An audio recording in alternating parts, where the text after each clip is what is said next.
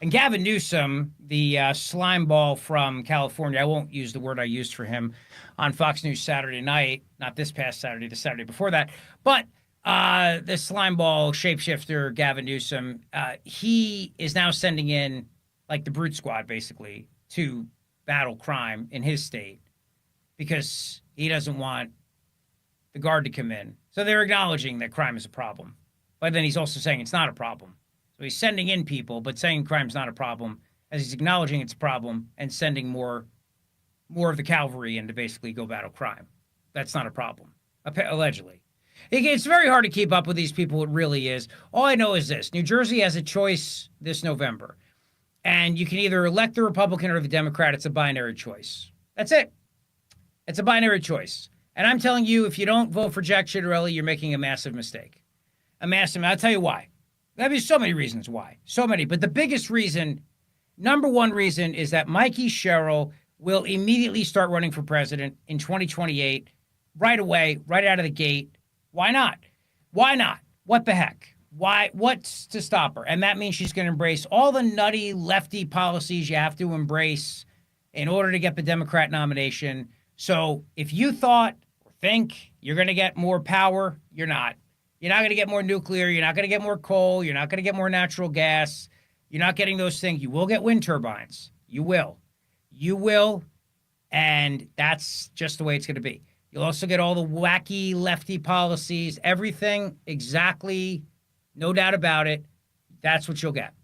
You get Jack Ciattarelli, you're gonna have a guy who's a small business owner who's already said he's not running for president, who's actually going to fight to try to fix New Jersey. And the first thing he's going to do to bring down electricity rates is to increase supply. There's an article today in the New York Post about how much power AI is using. Now, you know this already. You know the massive amount of power it's using. But what you may not know is that it's so much demand, there's not even enough supply to reach it, to meet it in New York and New Jersey. All right? It's not enough. So what happens? Well, you're competing with the demands of AI, these big, massive data centers. And they're sucking all the power. You're using power. And what happens? When there isn't enough supply and there's massive demand, rates go up. It's just a law of supply and demand. This is basic economics. New Jersey does not have enough supply of energy. Pennsylvania, to its credit, does, obviously. I mean, yeah, great for Pennsylvania. Smart. And this is why Josh Shapiro will probably not get the Democrat nomination in 2028, because he's embraced energy, at least insofar as he's embraced it by saying that he is going to allow more nuclear power and more natural gas. Now, long way to 2028. He could very easily take a leftward turn as he gets closer to trying to run for president. But showing up at Senator McCormick's Energy Summit, being there for that, and supporting the reopening of the reactor that was closed at 3 Mile Island, and all these things are things the left does not like. Now, I will tell you that it's a long way to 2028, number one. But number two, the Democrat Party does not allow their voters to choose their candidate. Obviously, if they did, Bernie Sanders would have been the nominee in 2016, 2020, or 2024. So the hierarchy, the Democrat elites choose. But back to the point about AI. So AI is sucking massive amounts of power. New York and New Jersey don't have the electricity, that we don't have the ability to supply the massive power that AI needs. Just don't have enough. New Jersey shut it all down because the idiot, his royal rugness, King Philip the Unaccountable, decided with his energy master plan he was going green. What does that mean? It means nonsense is what it means. It means we wouldn't make any energy. So he shut down all the natural gas, or I should say shut down the coal-fired plants, shut down nuclear, and that was the end of that, and pushed for all this quote-unquote renewable energy, which doesn't even work. It's stupid. It doesn't work, number one. And number two, it takes a ridiculous amount of time to build energy. It doesn't work and doesn't actually supply the demand that's needed. So your rates are going up for a lot of reasons, but mostly they're going up because you have to bring in all this energy from out of state into New Jersey. That's number one. But also because AI is using a lot of electricity, using a lot of energy, I should say. You're competing with that. There's not enough supply from our perspective because, again, We're not producing it. We're not making it here. So we have to bring it in to New Jersey. So the first thing Jack's going to do, and he's mentioned this on the show several times, is he's going to get power generation back online. And he's going to make that the number one job. Good. That's exactly what has to happen. It's exactly what has to happen. He's going to have a friend in the White House who's going to help him do it. Versus the nonsense of saying we're going to freeze your rates, which is not even legal to do. It's not legal to say we're going to freeze electricity rates, which is what the Democrat candidate for governor of New Jersey is saying. We're just going to freeze your rates. I don't even know what that means. Freeze them at this rate or before they went up 20%. And Murphy acknowledged you can't do it, and you can't do it. It's illegal and it's asinine. So that's never going to happen. You got a choice. The Republican candidate for governor, Jack Ciattarelli, is a good guy, and it's very simple. If Republicans don't turn out to vote, if the operation's there, then they'll lose. And they'll lose Virginia too, and then that's going to give Democrats momentum going into midterms. Before you know it, we're going to be talking about midterm elections. You know, that sounds crazy, but that's where we're going to be. And we now have Democrats threatening redistricting, wiping away Republican districts. And it's totally illegal, but Gavin Newsom's looking to do it. That Tubby Pritzker's looking to do it too. These guys are looking to do these things, to do whatever they possibly can to try to seize power, to try to buttress what Texas did. So, for example, Pritzker says he doesn't want to, but if he has to, he will. Says he doesn't want to, but if he has to, he will. He'll turn around and he'll just wipe every Republican district off the map. These are the games that Democrats are playing right now. In California, where you've got millions of Republican voters who live in California, yet you've got 9 of the 54 seats are Republican seats.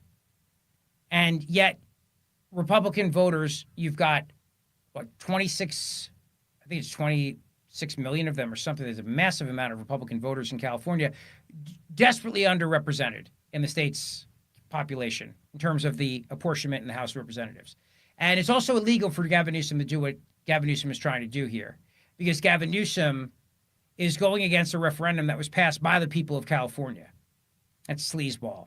But here's Tubby Pritzker, cut number 12. Take a listen. Is there any chance Illinois redraws its congressional lines before next year's midterm elections?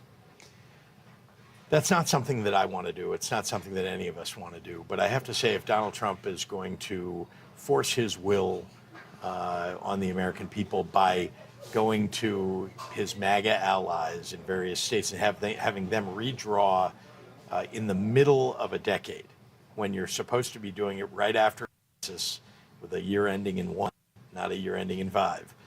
If he's going to do that all over the country, I think all of us have to think about what it is that we can do to counter that. What much more could you do, though, as an Illinois Democrat? I mean, your map already gets an F from most good government groups for being gerrymandered. Would you wipe out all the Republican districts? Yeah, it is possible to have more Democratic districts in the state of Illinois, and we could do it. Like I said, it's not something that I want to do. Just to clarify, I said 26 million. I meant percent. 26% of the vote in California, Republican voters. Republicans account for 26% of the vote in California. Yet there are only 9 seats in the House out of the 54 seats. Illinois looks like some sort of a snake mated with the unicorn and then birthed a turtle, and then they all came together for a family picture. That's what their map looks like. It's so gerrymandered. This is the game. You elect a Republican in Jersey. If you can, I'm not really that up to the state of the race in Virginia. I know it's more of an uphill battle. I think New Jersey is very winnable. I really do. I think it's very winnable.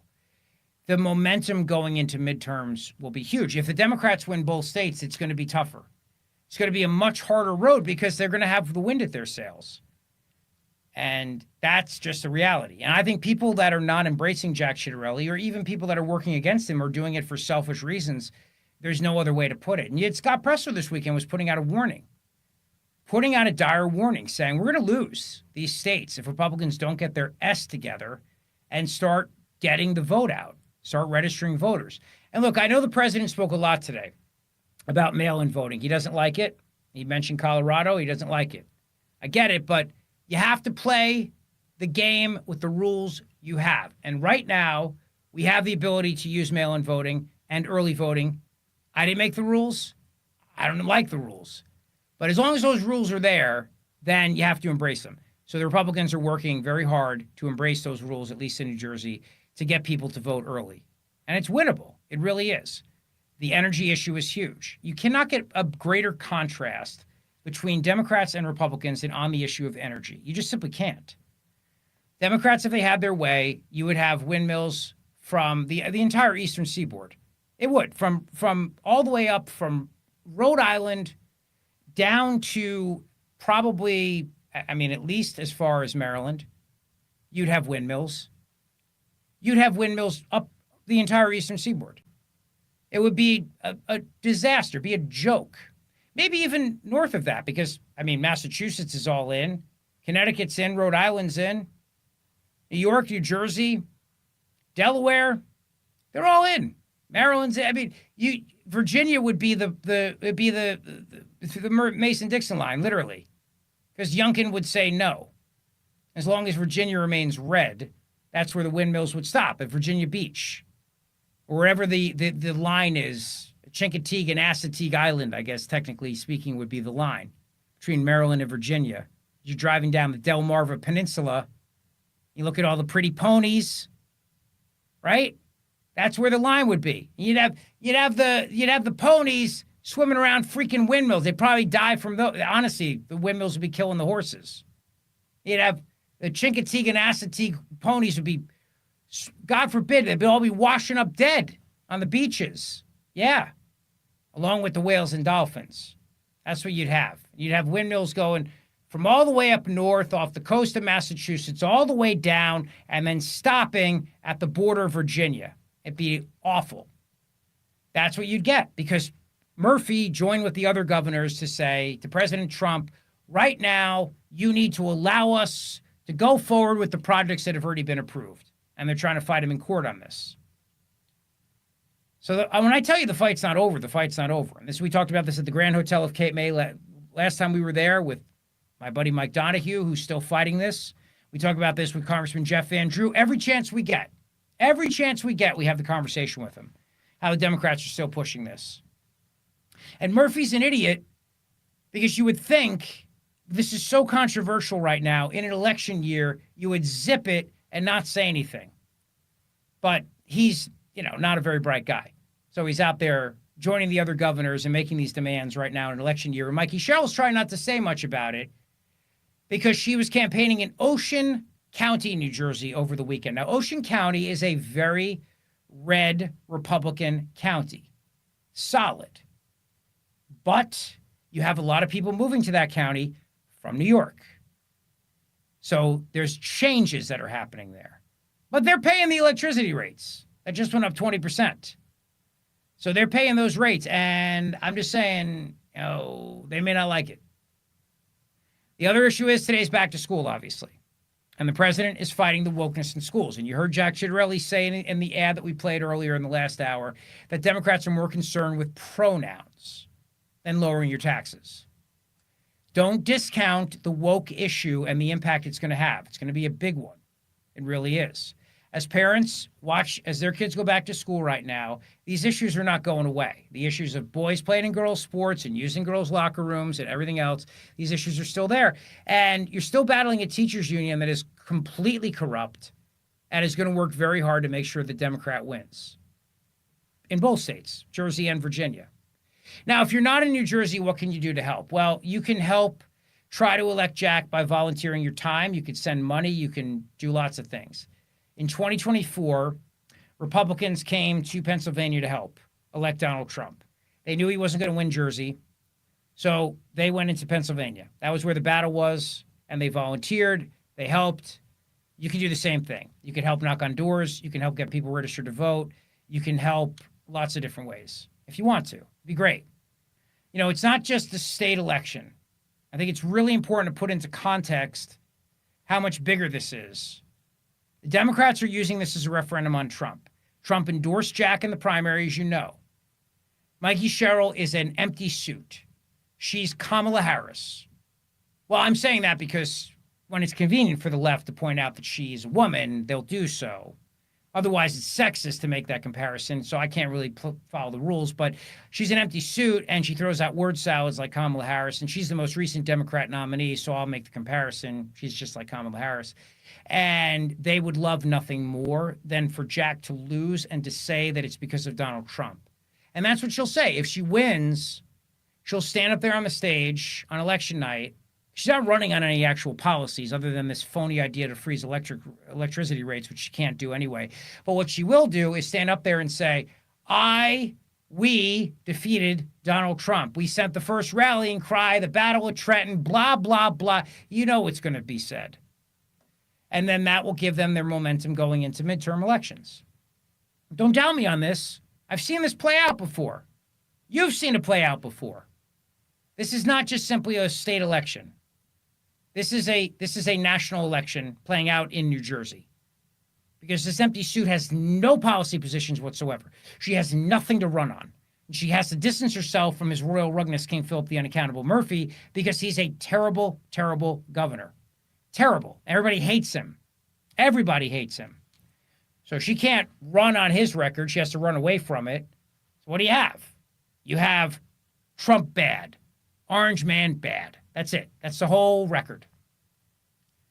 That's their whole idea. And if she wins, then they'll say it was a referendum on Trump. Look, this is exactly why Democrats can retake the House in 2026. And then Republicans will start to get a little bit despair, and you'll see polls that show Republicans are going to get wiped out, and then Democrats will start playing funny games with redistricting, and then that's what they'll do. And that we can't let that happen. So it's going to be very, very important to make sure that Jack wins this race. All right.